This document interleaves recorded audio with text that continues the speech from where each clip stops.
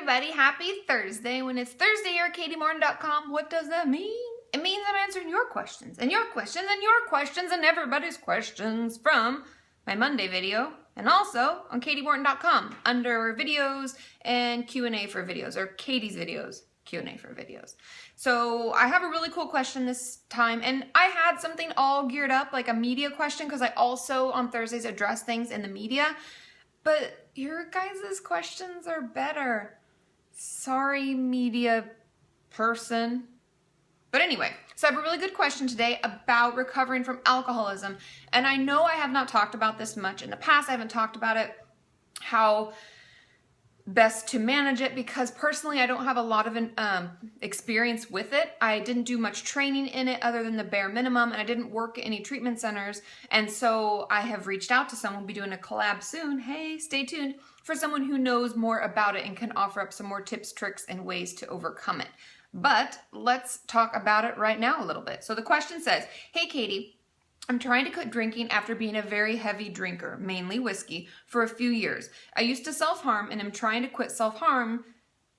And in trying to quit self-harm, I started drinking instead, and it gradually got worse without me taking notice, as I was so focused on stopping the self-harm.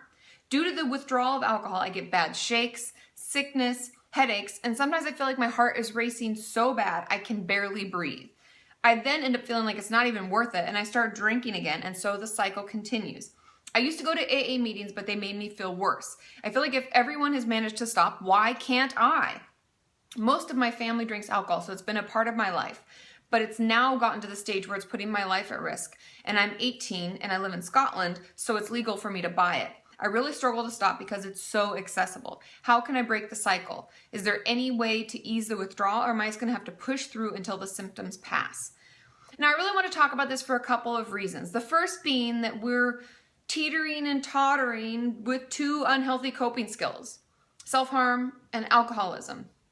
And like I've talked about before with regard to people who struggle with eating disorders and self-harm, we'll be doing really well in one capacity, like, okay, the self-harm is getting better, and we're like, yay, but the eating disorder is like enraged and crazy and making our life really hard.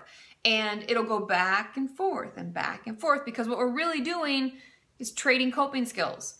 We're like, okay, well, I won't use this one right now, but I'll use you a lot because that'll make me feel a little better. I won't have to feel these feelings or deal with these situations or whatever's going on with me. I can numb out using this unhealthy coping skill, and I just swap them back and forth. And we can do that for a really long time without even recognizing that it's happening.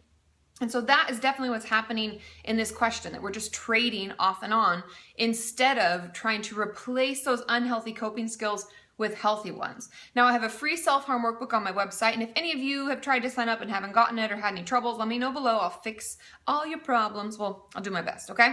But there's the self-harm workbook, and I know AA didn't work for you, but there's therapy and other things that can help out with alcoholism. So that was the one reason I want to talk about it. And the second is that withdrawal from alcoholism is very dangerous. I'm going to say that again so you hear me. Withdrawal from alcoholism is very dangerous. It can be life-threatening. People can have delirium tremens. I don't know if you really know what those are, but I'm going to give you, I'm reading from WebMD right now because I'm on my DSM. It's like right here, holding up my phone. But I want you to know that it's very serious, and there are detox houses. I know different parts of the world, let me know if you have experience with this and you know what people are supposed to do. But hospitals, take yourself to the hospital and detox safely, because the delirium tremens, it can make our heart race like crazy, like she's experiencing. And so it's important to know that those things can be really dangerous and needs to be monitored by a doctor. And there are detox places that you stay in for like 3 to, I think, 5 days in the States that are covered by insurance. Then they make sure that you do it properly from all sorts of drugs, alcohol, things like that, because it can be really difficult. And so it says that, where is it? Here it is.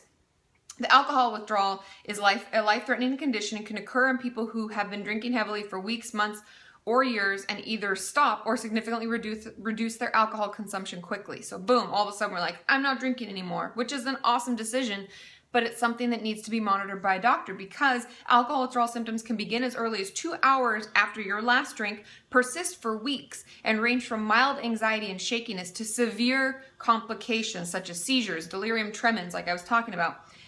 The death rate for DTs, delirium tremens, which are characterized by confusion, rapid heart rate, and fever, is estimated to range from 1 to 5%. Now, I know that's not a huge percentage, but it's still a risk, and we don't know where we lie in the mild to extreme situation when it comes to withdrawal. So please, take yourself to the hospital, call a doctor, find a detox house, call your insurance, find if they take one, and then begin your alcohol with, recovering from alcoholism and going through the withdrawal. Now, the reason, at least that we theorize why we have such intense withdrawal from alcoholism is because the certain neurotransmitters that alcohol blocks that make us feel like calm and relaxed and like, hey, this is amazing, and all of that we experience that a lot of people like, right? Even the stumbling, like it's our cerebellum in the back of our brain that's being submerged pretty much in alcohol, and it can't keep us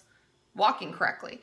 So a lot of things are going on, and it's affecting our brain in a lot of ways. And then it gets so used to being flooded with that, so the neurotransmitters being blocked, and we are feeling good and uninhibited, and oh, this is amazing. Boom, it's taken away, and we have a flood.